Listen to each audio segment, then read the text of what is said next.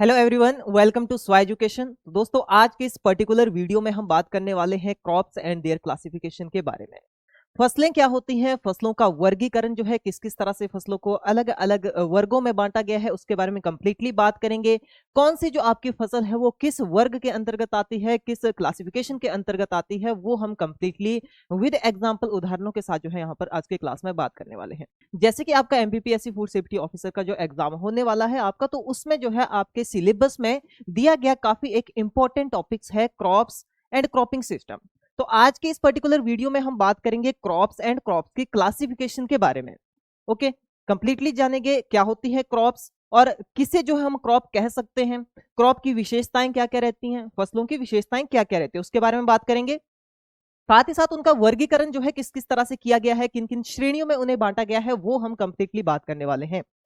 आपका जरूरी नहीं है कि ये आपका एमपीपीएससी फूड सेफ्टी ऑफिसर के लिए ही ये क्लास हमारी स्पेसिफिक है। ये जो है हमारे जितने भी अदर एग्जाम्स रहते हैं तो उसके पर्सपेक्टिव से भी अगर हम देखें तो एग्रीकल्चर रिलेटेड हर एक एग्जाम के लिए आपका जो टॉपिक है क्रॉप एंड देयर क्लासिफिकेशन काफी इंपॉर्टेंट जो है रहता है, इसलिए आपने जो है सही से इस टॉपिक को देखना है। ये जो आज की क्लास आपकी होने वाली है कंप्लीटली जो है यहाँ पर आपकी क्रॉप्स कवर हो जाएंगी, क्लासिफिकेशन कवर हो जाएंगी और किसी भी तरह का डाउट जो है आपको किसी भी तरह की क्लासिफिकेशन में आज की क्लास के बाद नहीं रहने वाला है। ठीक है,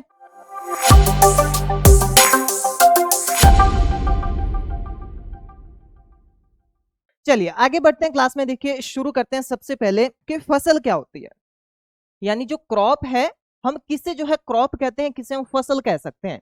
तो यानी कि कुछ ना कुछ उसमें विशेषताएं होंगी, कुछ ना कुछ उसके कैरेक्टरिस्टिक होंगे, कुछ ना कुछ उसके गुण होंगे, तो तभी हम उसे क्या कहेंगे, फसल कहेंगे। तो देखिए सबसे पहले हमारे पास क्या आता है कि जो क्रॉप है रेफर टू वो प्लांट और plant product that is cultivated and harvested. ठीक है, दो मेजर बातें आपने यहां पर ध्यान रखनी है कि हम क्रॉप किसे कहेंगे, ग्रुप ऑफ प्लांट और प्लांट प्रोडक्ट्स। जैसे कि हमारे पास पर्टिकुलर, जैसे आप यहां पर देख पा रहे हैं, ये जो कंप्लीट एक खेत आपके पास है, ठीक है, इसमें क्या लगी हुई है, यहां पर जो है आपका एक फसल लगा दी गई है। ठीक है, अब इसे फसल हम क्यों कह रहे हैं, क्योंकि यहां पर देखिए क्या क्या कैरेक्टरिस्टिक आपको दिख रहे हैं। एक तो आपको यहां पर दिख रहा है कि ये सिमिलर एक ही तरह की फसल है, तो एक तो पहला कैरेक्टर ये हो गया, यानी कि क्या हो, जब एक पर्टिकुलर जगह में, एक पर्टिकुलर एरिया में हम सिमिलर टाइप ऑफ जो प्लांट्स है उनको एक लार्ज स्केल में कल्टीवेट करते हैं। लार्ज स्केल भी हमें यहाँ पर दिख रही है, काफी बड़ा एरिया है, सिमिलर टाइप ऑफ प्लांट हमने यहाँ पर लगाए हुए हैं, एक ही तरह के पौधे हमने यहाँ पर रोपित किए हुए हैं, तो इसे हम क्या कहते हैं, फसल कहते हैं। यानी कि इसके गुणों की अगर हम बात करें तो फसलों के देखा जाए तो मेजरली यहाँ पर तीन गुण होते हैं, फसलों के तीन कैरेक्टरिस्टिक होते हैं, इन पर भी आएंगे। पहले बात कर लेते हैं देखिए फसलों की कि फसल होती क्या है। तो देखिए फसल क्या है, आपका एक पर्टिकुलर एक लार्ज एरिया में जब हम किसी भी क्रॉप को या किसी भी जो हमारे पास वैरायटी हो, कोई बीज हो, जिसे हम क्या करते हैं, सोइंग करते हैं। ठीक है, यानी कल्टीवेट करते हैं। पहली बात तो होगी कल्टीवेशन की जाती है, उसकी सोइंग किया जाता है, उसकी बुआई की जाती है। दूसरे में आता है हमारे पास क्या है, जब वो बुआई होकर के कंप्लीट, उसका लाइफ साइकिल कंप्लीट होकर के, फसल चक्र कंप्लीट होकर के जब वो लास्ट में पहुंचती है, जब वो मैच्योर हो जाती है फसल, उस समय उसकी कटाई कर देते हैं। यानी कि हम जो है पूरी देख रेख के साथ, कब से, जब से हम सोइंग करते हैं फसल की, तब से लेकर के पूरी देख रेख के साथ उसको जो है एक तरह से मैच्योर बनाते हैं, फसल को मैच्योर होती है वो फसल, तो फिर उसकी कटाई की जाती है। तो दूसरी कौन सी प्रैक्टिस होगी, कटाई। यानी कि ऐसे जो भी हमारे पास पौधे रहते हैं या पौधों का एक ग्रुप रहता है जिसको हम सबसे पहले कल्टीवेट करते हैं, उसको उगाते हैं और फिर एट लास्ट उसको हम हार्वेस्ट कर देते हैं, उसकी कटाई कर देते हैं, वो क्या कहलाती है, फसल कहलाती है। इसके अलावा देखिए और क्या क्या गुण होते हैं इसके, मेजरली देखा जाए तो ये जो है लार्ज स्केल में ग्रो की जाएगी, जैसे आप यहां पर देख पा रहे हैं। ठीक है, फसल हम उसे तब कहेंगे जब एक काफी बड़े एरिया में उसे ग्रो किया जा रहा हो, ठीक है, तब वो फसल कहलाएगी। इसके अलावा देखा जाए तो क्यों ग्रो कर रहे हैं हम, क्यों हम फसल को उगा रहे हैं, तो उसका जो मेजर रीजन रहता है, एक तो होता है इकोनॉमिक प्रॉफिट कमाना, कि हम क्या करेंगे, उसको मार्केट में जाकर के सेल कर देंगे, मार्केट में जाकर के उस प्रोड्यूस को बेचेंगे, तब जाकर के हमें क्या मिलेगी, इनकम मिलेगी, प्रॉफिट मिलेगा। या इसके अलावा किस लिए किया जाता है, एग्रीकल्चर में अगर देखा जाए तो जो फसल उत्पादन है या जो फसल हम लगाते हैं, एक तो हो गया कि हम इकोनॉमिक प्रॉफिट के लिए लगाते हैं उसको, दूसरा हमारे पास क्या रहता है कि हम उसको सब्सिस्टेंस के लिए लगाते हैं। सब्सिस्टेंस देखिए क्या होता है, एक हो गया आपका मार्केट में सेल करने के लिए, दूसरा हो गया फैमिली नीड्स को फुलफिल करने के लिए। जैसे रूरल एरिया में अगर देखें तो जो किसान होते हैं उनके पास थोड़ा थोड़ा फ्रेगमेंटेड लैंड जो है उनके पास रहता है, छोटे छोटे खेत होते हैं सबके, तो मार्केट लायक वो प्रोड्यूस पैदा नहीं कर पाते, इसलिए वो अपनी फैमिली नीड्स के लिए ही सब्जियां या जो भी दालें हो गया या कोई भी फसल जो है उत्पादित करते हैं। यानी कि मार्केट में बेचने के लिए भी हम इस लार्ज स्केल एरिया में कल्टीवेशन करते हैं, हार्वेस्टिंग करते हैं, और फिर जो है इसके अलावा हम अपनी फैमिली नीड्स को फुलफिल करने के लिए जो है फसल को उत्पादित करते हैं। ठीक है, क्लियर हो गया। सब्सिस्टेंस मतलब कि जो फैमिली नीड्स के लिए जो है एग्रीकल्चर किया जाए, क्रॉप प्रोडक्शन किया जाए, उसे हम सब्सिस्टेंस फार्मिंग कहते हैं। ठीक है, क्या कहलाती है? Subsistence farming. जब हम एक तरह से मार्केट के लिए जो है फसल का उत्पादन करते हैं, उत्पादों को उत्पादित करते हैं, तो वो क्या कहलाता है? उसे हम कहते हैं कमर्शियल फार्मिंग। ठीक है, वो आपका कहलाता है कमर्शियल, यानी इसका जो हमारे पास ऑपोजिट हो जाएगा वो हो जाएगा कमर्शियल फार्मिंग। ठीक है, चलिए इसके बाद देखिए अब आते हैं यहाँ पर मेजर कैरेक्टरिस्टिक्स पर, यानी कि क्या क्या गुण होते हैं फसलों के। तो इसमें देखिए अभी हमने जो बात की उन्हीं को थोड़ा यहाँ पर इलेबोरेट करके देखते हैं, उन्हीं को थोड़ा एक्सपेंड करके देखते हैं। तो देखिए सबसे पहले क्या है कि फसल जो है उसको कल्टीवेट किया जाता है। कल्टीवेट यानी कि उसकी सोइंग की जाती है। ठीक है, क्या की जाती है? उसकी सोइंग की जाती है, बुआई की जाती है। दूसरा, जब वो मेच्योर हो जाए तब उसकी हार्वेस्टिंग की जाती है। हार्वेस्टिंग यानी कि उसकी फसल की कटाई की जाती है। ठीक है, ये तो हो गया हमारे पास क्या उसमें की जाने वाली मेजर प्रैक्टिस। और इसके बीच में हम बहुत सारी इंटरकल्चर जो है करते हैं, जैसे आपका सिंचाई देना हो गया, ठीक है, उसमें फर्टिलाइजर हो गया, खाद हो गया, उनका छिड़काव करना हो गया, या इसके अलावा हमारे पास हम बात करें वहां पर खरपतवारों को हटाना हो गया। ठीक है, डिजीज और इंसेक्ट पेस्ट मैनेजमेंट के लिए वहां पर इंसेक्टिसाइड का, पेस्टिसाइड का, फंजीसाइड्स का छिड़काव करना हो गया। तो वो सारी की सारी प्रैक्टिसेस जो है वहां पर मैनेज की जाती है, उससे हम कहते हैं क्रॉप मैनेजमेंट। ठीक है, क्या कहलाती है? वो क्रॉप मैनेजमेंट कहलाती है। सेकंड देखिए हमारे पास क्या होता है? पर्पस। अगर हम पर्पस को लेकर के यहाँ पर देखें कि फसल हम उगाते क्यों हैं, तो देखिए मेजरली हमारे पास 3 तरह के पर्पस यहाँ पर पाए जाते हैं, यानी कि 3 तरह के हमारे पास यहाँ पर कुछ कार्य रहते हैं जिसके लिए हम फसलों को उत्पादित करते हैं। तो जिसमें हमारे पास सबसे पहला देखिए दिया गया है ह्यूमन कंजप्शन, यानी कि हम अपने आप के लिए, हम अपने फूड के लिए जो है फसलों को उगाते हैं। तो जिसमें जैसे मेजरली हम जैसे फूड ग्रेन्स को हम उत्पादित करते हैं। ठीक है, कौन सा हो गए? फूड ग्रेन्स हो गया आपका। फूड ग्रेन्स के अलावा आपके फ्रूट्स हो गए, देखिए फ्रूट्स के अलावा अगर हम बात करें तो वेजिटेबल्स हो गई। ठीक है, तो ये सारी की सारी जो हमारे पास क्रॉप्स रहती है इनको हम किस लिए? ह्यूमन कंजप्शन के लिए उगाते हैं, जैसे फ्रूट, वेजिटेबल्स, ऑयल सीड। ठीक है, इसके अलावा देखिए सेकंड जो मोस्ट इंपॉर्टेंट पर्पस रहता है वो रहता है लाइफ स्टॉक फीड, यानी कि जो हम पशुओं का पालन करते हैं तो उन पशुपालन में हमारे पास उनके फीड के लिए, उनके फोडर के लिए, उनके चारे के लिए भी हम क्या करते हैं? फसलों को उत्पादित करते हैं। यानी कि एग्रीकल्चर में हम जो है चारा फसलों का भी उत्पादन करते हैं। जैसे कि हमारे पास देखिए मोस्ट कॉमनली जैसे बरसीम होगी। ठीक है, कौन सी होगी? बरसीम होगी। या इसके अलावा देखिए ल्यूसर्न हमारे पास हो गया। ठीक है, ल्यूसर्न हो गया। इसके अलावा भी अगर हम बात करें तो फोडर मेज, यानी कि जो हमारे पास मेज हो गया, कॉर्न हो गया, यानी जो मक्का फसल है उसको हम फोडर पर्पस के लिए उगाते हैं। पर्ल मिलेट यानी बाजरा हो गया, बाजरा को भी जो हम एक तरह से फोडर पर्पस के लिए उगा लेते हैं। ठीक है, तो इस तरह से यानी कि हम जो है फसलों को सिर्फ और सिर्फ अपनी ही कंजप्शन के लिए नहीं, लाइफ स्टॉक फीड के लिए भी उगाते हैं। तो दूसरा तो ये मेजर पर्पस हो गया। तीसरा देखिए क्या मेजर पर्पस रहता है हमारे पास? इंडस्ट्रियल यूज के लिए हम जो है उत्पादित करते हैं। जैसे आपका टेक्सटाइल इंडस्ट्री के लिए, यानी कि कपड़ा उद्योग के लिए देखिए हम क्या करते हैं? कॉटन को हम उत्पादित करते हैं। इसके अलावा अगर हम बात करें देखिए जो शुगर मिल है, शुगर मिल के लिए हम क्या करेंगे? शुगर केन देखिए यहाँ पर जो है उत्पादन हम उसका करते हैं, कल्टीवेशन जो है शुगर केन की जाती है। तो ये हमारे पास मेजर 3 क्या होगी इसके पर्पस? एक तो ह्यूमन कंजप्शन यानी अपने फूड के लिए, खाने के लिए, भोजन के लिए। सेकंड, जो हमारे पास पशु हमने पाले हुए हैं, गाय भैंस बकरी जो भी है, ठीक है, उनके भोजन के लिए, उनके फीड के लिए, ठीक है, उनके चारे के लिए। इसके अलावा इंडस्ट्रियल यूज के लिए, जैसा कि कॉटन टेक्सटाइल इंडस्ट्री के लिए, शुगर केन शुगर मिल के लिए। ठीक है, तो इस तरह से हमारे पास क्या रहती है? मेजर टाइप्स ऑफ यहाँ पर जो है पर्पस रहते हैं। इसके अलावा देखिए जो थर्ड हमारे पास कैरेक्टरिस्टिक हो गया, पहला तो था कल्टीवेट किया जाता है, हार्वेस्ट किया जाता है फसल को। दूसरा था हमारे पास कि पर्पस क्या है उसका, ये 3 पर्पस हमने देखे यहाँ पर। इसके अलावा हमारे पास रहता है थर्ड स्केल, यानी कि कितने एरिया में, किस स्केल में उसे प्रोड्यूस किया जाए। तो मोस्ट कॉमनली जो हम क्रॉप प्रोडक्शन करते हैं वो हमारा स्मॉल स्केल पे भी होता है जब सब्सिस्टेंस की बात करें, ठीक है, जब फैमिली नीड के लिए बात करें। But most commonly crop production आपका कैसा होता है? एक तो लार्ज स्केल में होता है, ठीक है, कैसा होता है? लार्ज स्केल में होता है। और इसके अलावा देखिए अगर हम बात करें तो सिमिलरिटी पाई जाती है, क्या है? होमोजेनिटी पाई जाती है, सिमिलरिटी जो है क्रॉप में पाई जाती है। ठीक है, ध्यान रखना क्या होनी चाहिए? सिमिलरिटी होनी चाहिए, यानी कि जिस भी पर्टिकुलर एरिया में आप किसी क्रॉप को ग्रो कर रहे हैं तो वहां पर कैसे हो, वो सारे के सारे आप सिमिलर क्रॉप लगाएं। ठीक है, किसी तरह का वहां पर ऐसा नहीं कि यहाँ पर आपने जो है व्हीट कल्टीवेट किया है, व्हीट के बीच से ही आपके जो है यहाँ पर किसी अदर क्रॉप के जो है पौधे निकल रहे हैं, तो वो एक तरह से क्या हो जाता है? कंटेमिनेशन फिर हो जाती है। ठीक है, तो इसलिए हम उसे क्रॉप नहीं कहेंगे, यानी कि दूसरे किसी क्रॉप से हम इसको इजीली क्या कर पाए, डिस्टिंग्विश कर पाए। तो इस तरह के जो हमारे पास एक पर्टिकुलर वैरायटी हो, पर्टिकुलर क्रॉप हो, उसको हम क्रॉप कहते हैं, उसी को हम फसल कहते हैं। ठीक है, क्लियर हो गया। तो ये था बेसिक हमारे पास कि फसल क्या होती है और फसल की विशेषताएं क्या क्या रहती है, क्या क्या जो है उसके पर्पस रहते हैं, क्यों हम फसल को उत्पादित करते हैं।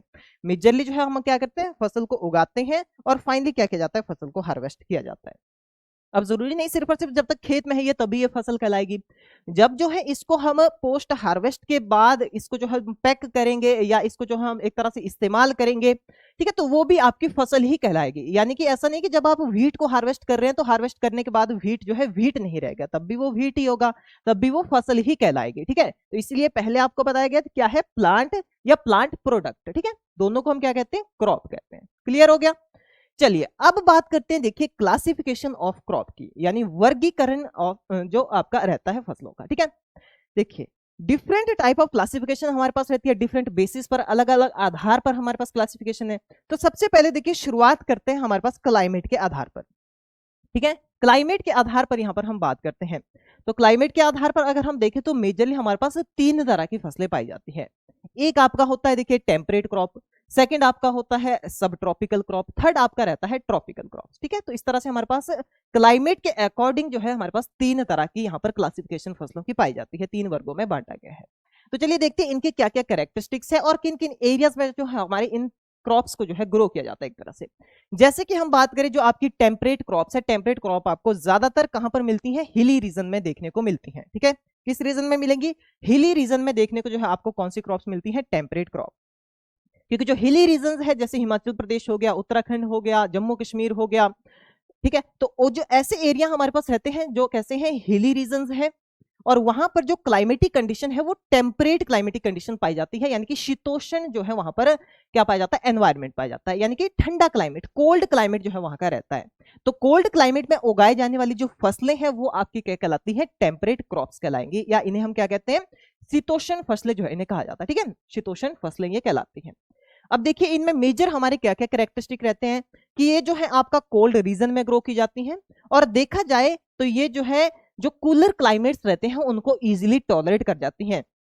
जैसे पहाड़ों में आपने देखा होगा कि क्या होती है, वहां पर स्नोफॉल होती है, बर्फ वहां पर गिरती है, तो इतने बर्फ में टेम्परेचर काफी ज्यादा लो हो जाता है। ठीक है, सब जीरो टेम्परेचर जो है पहुंच जाता है, उस टेम्परेचर को भी ये इजीली जो है ये क्रॉप्स क्या कर जाती हैं, टॉलरेट कर जाती हैं। और इसके अलावा थोड़ा बहुत जो गर्मी का जो यहाँ पर एनवायरमेंट है उसको भी ये टॉलरेट कर जाती है। ठीक है, थोड़ा बहुत, ठीक है, माइन्यूट जो है यानी माइल्ड जो है ये आपका वार्मथ को क्या कर लेती हैं, टॉलरेट कर जाती हैं, और इसके अलावा कोल्ड को जो है ये एक्सट्रीम लेवल पर टॉलरेट कर जाती हैं।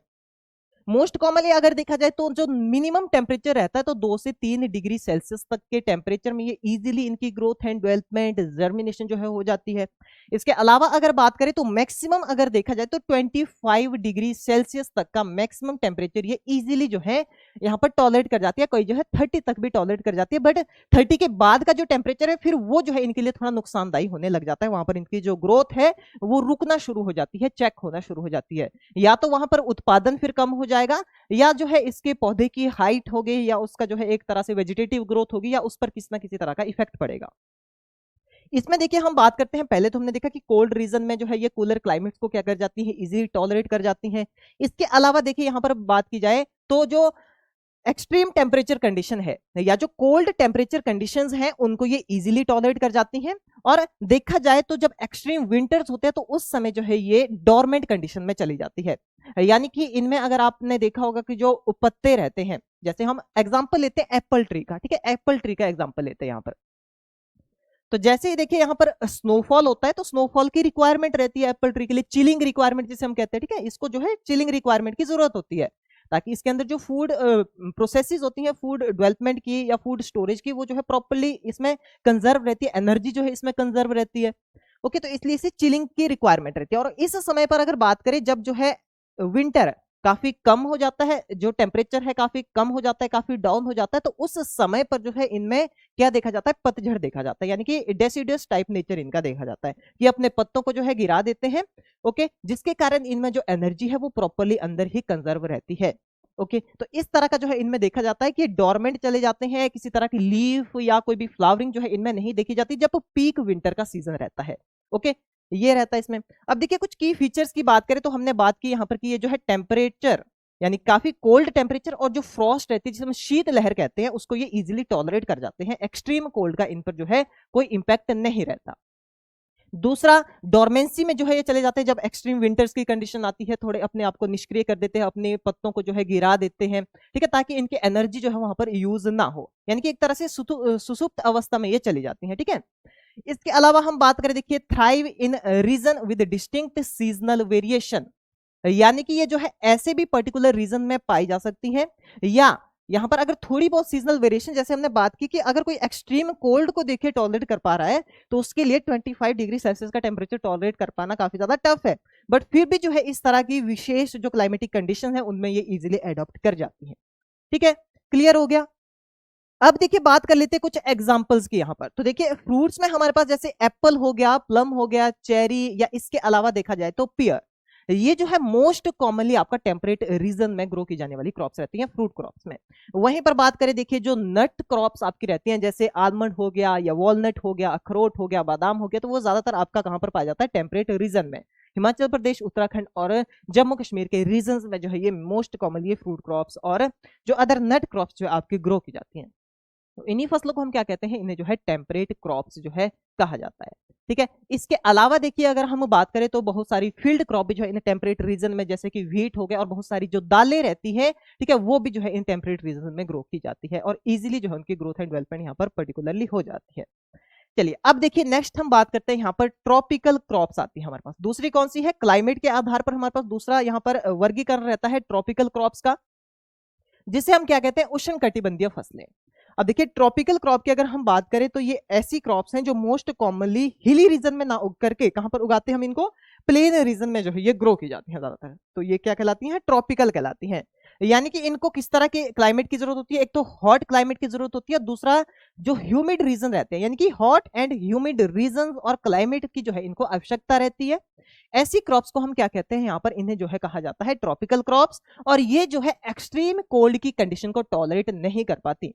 ठीक है, यानी कि नॉर्मली अगर हम बात करें तो अबव 10 डिग्री सेल्सियस ही इनके लिए जो है नॉर्मल टेम्परेचर रहता है। 10 डिग्री से ऊपर का ही टेम्परेचर इनके लिए नॉर्मल माना जाता है ओवरऑल ग्रोथ के लिए, और मैक्सिमम से मैक्सिमम जो है ये 40 डिग्री तक टॉलरेट कर जाती हैं। मैक्सिमम टेम्परेचर में अगर देखा जाए तो 35 डिग्री सेल्सियस जो है इनके लिए ऑप्टिमम रहता है, बट फिर भी जो है ये एक्सट्रीम टेम्परेचर कंडीशंस हो तो लगभग 40 डिग्री सेल्सियस के टेम्परेचर को जो है इजीली ये टॉलरेट कर जाती हैं। इसमें इसकी नॉर्मल ग्रोथ एंड डेवलपमेंट 35 तक होती रहती है, 40 तक को ये इजीली टॉलरेट कर जाते हैं। बट अगर देखा जाए तो 10 से नीचे का टेम्परेचर जो है इनके लिए थोड़ा हार्मफुल हो जाता है। इसके अलावा देखिए इनके की फीचर्स क्या क्या रहते हैं हमारे पास। एक तो क्या है, ये फ्रॉस्ट को टॉलरेट नहीं कर सकते, एक्सट्रीम कोल्ड कंडीशन को ये टॉलरेट नहीं कर सकते। सेकंड देखिए क्या है, इनके लिए जो है वार्मथ की रिक्वायरमेंट होती है, थोड़ी गर्मी की रिक्वायरमेंट जो है इनके लिए रहती है, और एक तरह से कंसिस्टेंट सनलाइट, यानी कि सनलाइट ड्यूरेशन भी इनके लिए पर्टिकुलर जो है नीडेड होती है। इसके लिए अगर हम बात करें नेक्स्ट आपके पास क्या आता है? Grow best in region with no harsh winter, और ये ऐसे रीजन में, ऐसी जगहों में ज्यादातर उगती है जहां पर एक्सट्रीम विंटर कंडीशन नहीं जाती, यानी कि जहां पर टेम्परेचर बहुत ज्यादा डाउन नहीं जाता, 10 डिग्री से नीचे जो है टेम्परेचर बिल्कुल भी नहीं जाता। ऐसे रीजन में ये क्रॉप्स बिल्कुल सही से जो है यहाँ पर ग्रोथ एंड डेवलपमेंट इनमें देखी जाती है। जैसे एग्जाम्पल आपके पास दिए गए हैं, देखिए फ्रूट क्रॉप्स में आपका जैसे पपाया हो गया, बनाना है, पाइनएप्पल है और कोकोनट है। ये एग्जांपल्स हैं आपके किसके? ट्रॉपिकल क्रॉप्स के। इसके अलावा कैश क्रॉप्स में अगर हम बात करते हैं तो देखिए शुगर केन हो गया, रबर हो गया और कॉफी हो गया। ठीक है, कैश क्रॉप्स क्या होती है आपकी? कैश क्रॉप यानी कि जिनको हम पर्टिकुलरली जो है मार्केट में बेचने के लिए ही उगाते हैं, ठीक है, इनका कोई सब्सिस्टेंस यूज नहीं होता हमारे लिए। ठीक है, चलिए नेक्स्ट देखिए अगर हम बात करते हैं, नेक्स्ट जो कैटेगरी है आपके पास वो आती है ट्रॉपिकल क्रॉप की, जिसे हम क्या कहते हैं? उपोष्ण कटिबंधीय फसलें इन्हें कहा जाता है। ओके, अब देखिए ये जो हमारे पास कौन सी सब ट्रॉपिकल क्रॉप्स हैं, इन सब ट्रॉपिकल क्रॉप जो है ये एक तरह से इंटरमीडिएट क्रॉप रहती है, यानी कि एक बीच की श्रेणी रहती है जो आपका टेम्परेट और जो ट्रॉपिकल क्रॉप्स है उनके बीच की श्रेणी रहती है। यानी कुछ कुछ जो है ये आपका जो विंटर कंडीशन है उनको भी टॉलरेट कर जाती है, और कुछ जो है ये थोड़ा देखा जाए तो मैक्सिमम टेम्परेचर कंडीशन भी जो है ये इजीली टॉलरेट कर जाती है, यानी कि इनमें दोनों के थोड़े कैरेक्टर यहाँ पर पाए जाते हैं, और इंटरमीडिएट क्लाइमेट कंडीशन जो है इनकी रहती है between tropical and temperate crops. ठीक है, देखिए इसके अलावा अगर हम बात करें तो इनके लिए जो रिक्वायरमेंट होती है हीट और ह्यूमिडिटी की रिक्वायरमेंट तो इनके लिए रहती है, साथ ही साथ देखा जाए तो ये जो है आपकी माइल्ड विंटर को भी टॉलरेट कर जाते हैं। यानी कि जब एक्सट्रीम विंटर की कंडीशन आए, एक्सट्रीम को तो ज्यादा टॉलरेट नहीं कर जाती है, बट जो माइल्ड विंटर कंडीशन है, यानी कि अगर आपका जो टेम्परेचर है एनवायरमेंट का लगभग 10 डिग्री सेल्सियस 12 डिग्री सेल्सियस, या देखिए हम बात करें तो 8 7, ठीक है, इतने तक ये इजीली टॉलरेट कर जाती है। बट अगर टेम्परेचर 2 डिग्री 3 डिग्री हो जाए तो तब जो है इनकी ग्रोथ में भी जो है क्या देखा जाता है, थोड़ा डिफेक्ट देखा जा सकता है।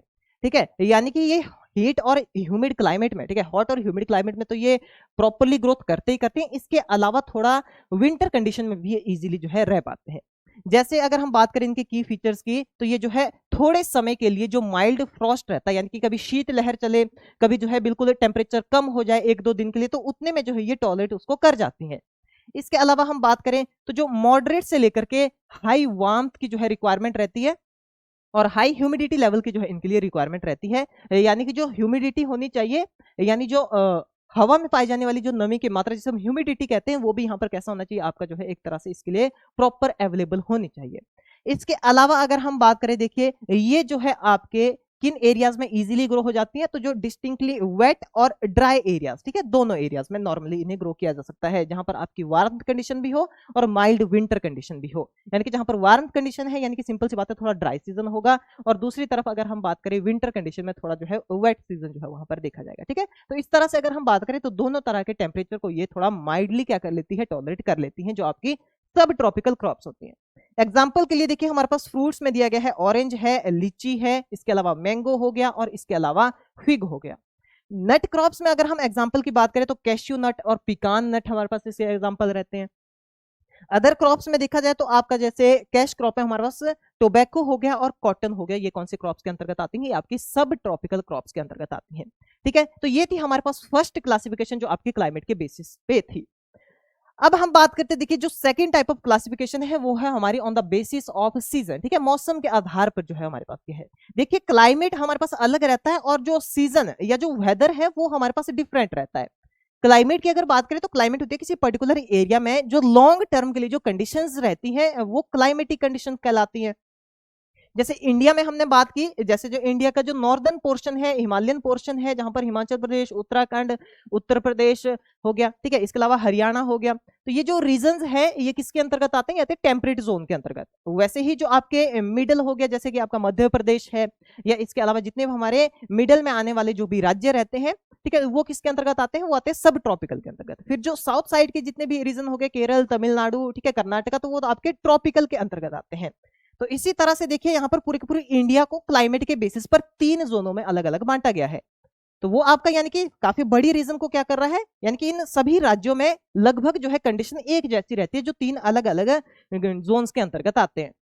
यानी लगभग जो कंडीशंस है एनवायरमेंट की, वातावरण की, वो क्या रहती है, थोड़ी सिमिलर रहती है।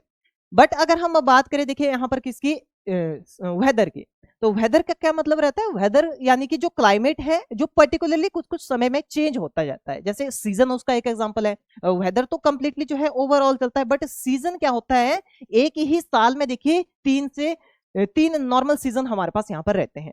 ठीक है, तो यानी कि जो एक तरह से शॉर्ट टर्म वेरिएशन जो आती है किसमें, क्लाइमेटिक कंडीशन में, उसे हम क्या कहते हैं, वेदर कहते हैं। ठीक है, क्लियर हो गया, तो उसी में आपका सीजन भी उसी में आता है। तो देखिए अगर उस सीजन के अकॉर्डिंग अगर हम बात करें, तो जैसे नॉर्मली हमें पता है कि 3 तरह के सीजन में जो है आपकी क्रॉप प्रोडक्शन की जाती है। खरीफ सीजन हो गया, खरीफ क्रॉप ग्रो की जाती है। रबी सीजन हो गया, रबी फसलें जो है यहाँ पर उगाई जाती हैं। और समर सीजन हो गया, या जिसे हम जैद सीजन भी कहते हैं, जहां पर जो है आपकी गर्मी में उगाई जाने वाली कुछ फसलें रहती है। तो चलिए उन्हीं के बारे में यहाँ पर कंप्लीटली बात करते हैं। तो सबसे पहली जो आपके पास यहाँ पर क्लासिफिकेशन है वो है खरीफ क्रॉप्स। ठीक है, खरीफ फसलें जिसे हम कहते हैं। तो देखिए इन फसलों की जो, देखिए ये जो सीजन है, ये आपने ध्यान रखना है, ऐसा नहीं कि इस समय हम ये अवेलेबल रहते हैं। खरीफ सीजन का ये मतलब है, खरीफ क्रॉप्स का ये मतलब है कि ये खरीफ सीजन में इनकी सोइंग की जाती है, अवेलेबल जो हमें फिर ये उसके एंड में होते हैं। ठीक है, ये ध्यान रखना है। तो जैसे जब आपका खरीफ सीजन स्टार्ट होता है तो कब होता है, जून से जुलाई में, यानी जब मानसून का जो है ऑनसेट होता है, जब बारिश आना, बरसात का मौसम शुरू होता है, तो उस समय इनकी जो है क्या की जाती है, कल्टीवेशन की जाती है, इनकी सोइंग की जाती है खरीफ फसलों की। और इसके अलावा इनकी जो हार्वेस्टिंग होती है, यानी कि कटाई के लिए जो लगभग सितंबर से लेकर के अक्टूबर के मंथ में जो है ये कटाई के लिए तैयार हो जाते हैं, और इस समय हमें ये मिलना शुरू हो जाते हैं। और इसके अलावा अगर हम बात करें तो इनके लिए जो क्लाइमेटिक कंडीशन है, देखिए वार्म कंडीशन चाहिए, थोड़ी गर्म जो है इनके लिए वातावरण चाहिए। इसके अलावा अगर हम बात करें तो वेट कंडीशन, जैसे वार्मथ जो यहाँ पर पीरियड चलता है, तो वार्मथ कंडीशन यानी कि लगभग 25 degree Celsius to 35 degree Celsius तक की कंडीशन नॉर्मल कंडीशन जो है इनके लिए टेम्परेचर जो है ग्रोथ एंड डेवलपमेंट के लिए रहता है। इसके अलावा देखिए इनकी जो वाटर रिक्वायरमेंट है वो भी थोड़ी सब्सटेंशियल रहते हैं, यानी कि ठीक ठाक ही इनको क्या चाहिए, वाटर भी चाहिए। जैसे यहाँ पर आपका खरीफ फसलों में मेज हो गया, शुगरकेन हो गया, तो इनकी वाटर रिक्वायरमेंट थोड़ा क्या रहती है, दूसरी जो हमारी रबी फसलें हैं उनसे थोड़ा ज्यादा ही रहती है। इसके अलावा बात करें देखिए शॉर्टर डे लाइट इनके लिए चाहिए। शॉर्टर डे लाइट का क्या मतलब है, लगभग इनके लिए जो डे लेंथ चाहिए वो लगभग कितनी चाहिए, 12 आवर से कम का लाइट पीरियड इनके लिए चाहिए, यानी कि लगभग 8 से 12 आवर्स का लाइट पीरियड जो है इनके लिए चाहिए। सनलाइट जो है इतने समय के लिए इनको मिलने चाहिए, जिससे प्रॉपर जो है ये फोटोसिंथेसिस प्रकाश संश्लेषण प्रक्रिया करेंगे। ओके, तो ये इसके कुछ क्या रहते हैं, यहाँ पर हमारे पास इसके कुछ करेक्टर रहते हैं, फीचर्स रहते हैं, ठीक है। और जो फ्लावरिंग है यानी कि इसमें पुष्पन के लिए, फूलों के आने के लिए भी कैसी लाइट चाहिए, शॉर्टर डे लेंथ की ही यहाँ पर लाइट चाहिए, 8 से 12 घंटों तक की। इसके बाद देखिए अगर हम बात करें मेजर ग्रोइंग सीजन्स की, यानी कि खरीफ सीजन में किन किन राज्यों में जो है मुख्य तौर पर फसलों का उत्पादन किया जाता है, तो जैसे असम हो गया, वेस्ट बंगाल हो गया और उड़ीसा हो गया, यहाँ पर जो है राइस जो है मेजरली यहाँ पर ग्रो किया जाता है एज अ खरीफ क्रॉप। इसके अलावा जो अदर स्टेट्स रहते हैं जहां पर खरीफ क्रॉप के रूप में राइस हो गया, मेज हो गया, ऐसी फसलें उगाई जाती है, तो वो हो गया आंध्र प्रदेश, इसके अलावा तेलंगाना हो गया, इसके अलावा तमिलनाडु है, केरला है, महाराष्ट्र हो गया, इसके अलावा उत्तर प्रदेश हो गया और बिहार हो गया, ठीक है। बात करते हैं देखिए मेजर यहाँ पर जो क्रॉप्स रहती है, जो मुख्य फसलें होती हैं खरीफ सीजन में जो उगाई जाती है, तो उसमें सबसे पहले फूड ग्रेन्स में जो खाद्यान्न फसलें हैं उसमें अगर देखें तो राइस हो गया, जवार आता है, मेज यानी मक्का आता है, पर्ल मिलेट यानी कि बाजरा आता है। इसके अलावा आते हैं दालों में, तो देखा जाए तो यहाँ पर अरहर यानी कि पीजन पी जो है यहाँ पर most common as a kharif season crop यहाँ पर ग्रो की जाती है, जो दलहनी फसल है। ऑयल सीड में अगर देखें यानी जो तिलहनी फसलों में अगर देखें तो सोयाबीन हो गया, सीसमम यानी तिल हो गया, ग्राउंडनट यानी कि मूंगफली हो गया। इसके अलावा कैच क्रॉस में अगर हम देखें तो कॉटन, शुगर केन और ग्वार, ठीक है, ये जो है यहाँ पर प्रॉपर्ली ग्रो की जाने वाली फसलें हैं किस सीजन में, खरीफ सीजन में, ठीक है। ग्वार यानी कि जिसे हम क्लस्टर बीन भी कहते हैं। इसके अलावा हम बात करें देखिए आपका कौन सा आता है, प्लांटेशन क्रॉप में देखा जाए तो टी, कॉफी और रबर, जो मेजर इसके कल्टीवेशन का जो सीजन रहता है हमारे पास कौन सा होता है, खरीफ सीजन होता है, ठीक है। तो ये खरीफ सीजन की कुछ मुख्य फसलें और कुछ इसके मुख्य कैरेक्टरिस्टिक हमारे पास रहते हैं, कुछ विशेषताएं रहती हैं। चलिए नेक्स्ट बात करते हैं, दूसरा जो हमारे पास यहाँ पर क्लासिफिकेशन है सीजन के आधार पर, वो है आपका रबी क्रॉप। रबी क्रॉप्स में अगर हम देखें तो देखिए इनकी जो सोइंग है, इनकी जो बुआई की जाती है वो अक्टूबर से नवंबर के बीच में की जाती है, ठीक है।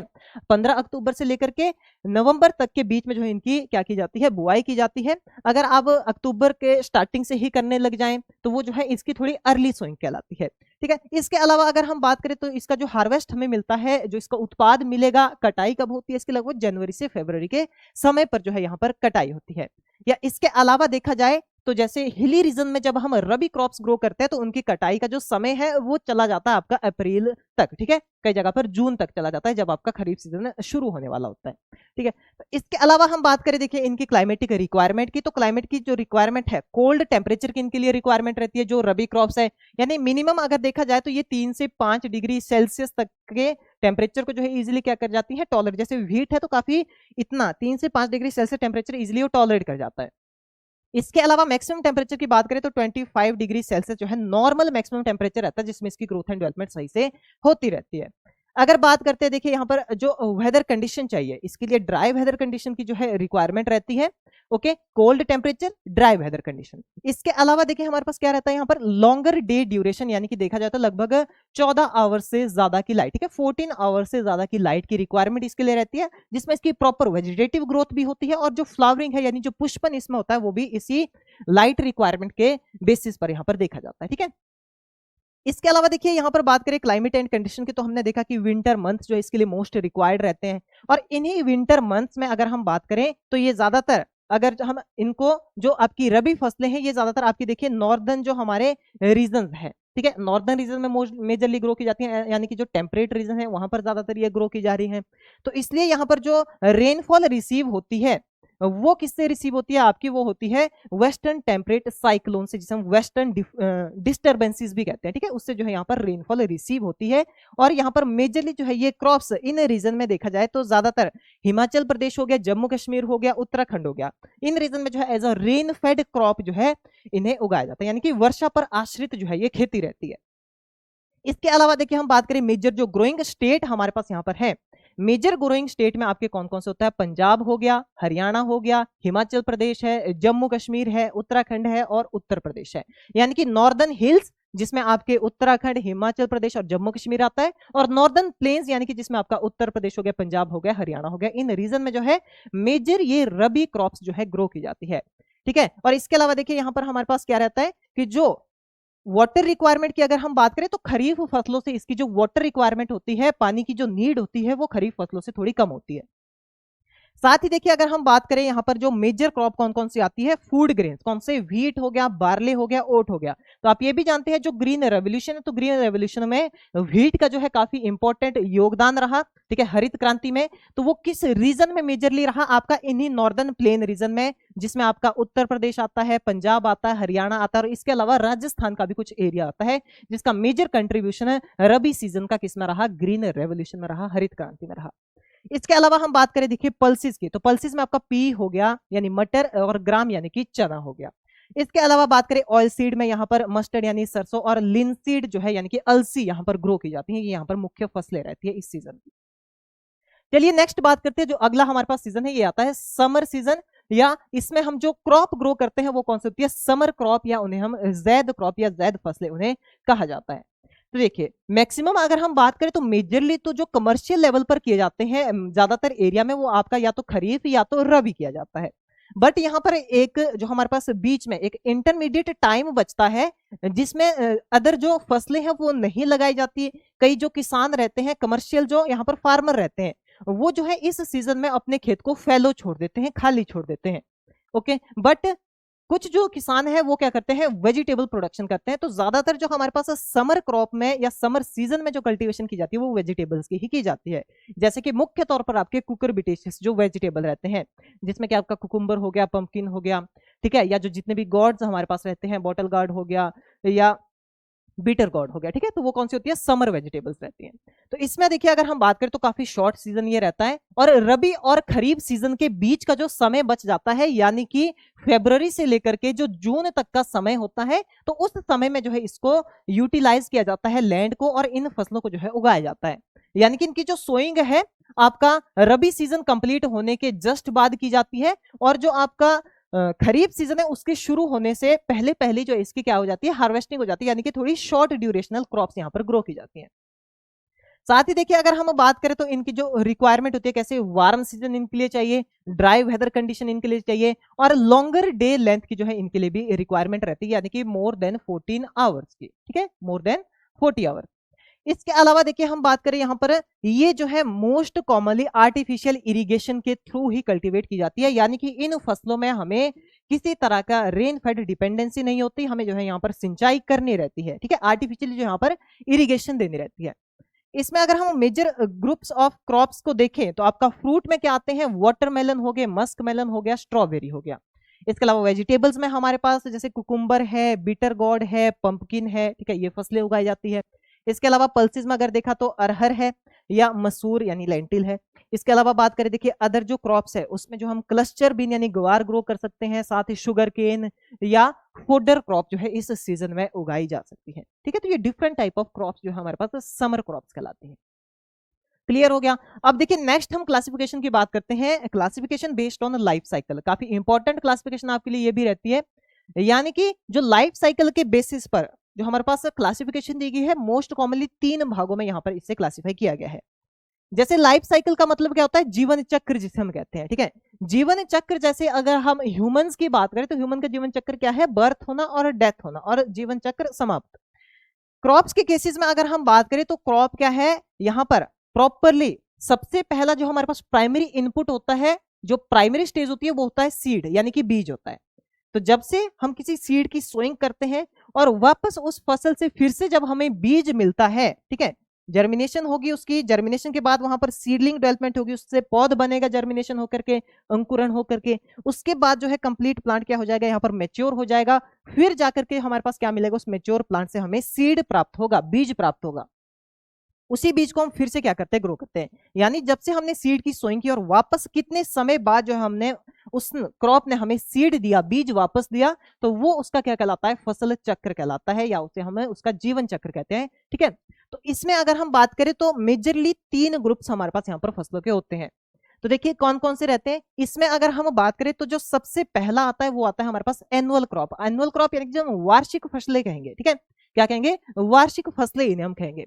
यानी कि जो अपना लाइफ साइकिल या तो एक ईयर में जो है कंप्लीट करती हैं या एक सीजन में कंप्लीट करती हैं, ऐसी क्रॉप्स को हम क्या कहेंगे, एनुअल क्रॉप्स जो है यहां पर कहेंगे। यानी सीड टू सीड देने में जो है ये क्या लगा लेती हैं, या तो एक कंप्लीट सीजन पूरा करती हैं, या अगर देखा जाए कंप्लीट एक ईयर में जो है क्या देती हैं, यहां पर सीड टू सीड जो है हमें देंगी। तो जैसे कि कॉटन है आपका, कॉपी है, यम है और राइस है। राइस है तो नॉर्मली देखिए खरीफ सीजन में ही इसका क्या हो जाता है, सीड हमें प्रोवाइड करके दे देता है।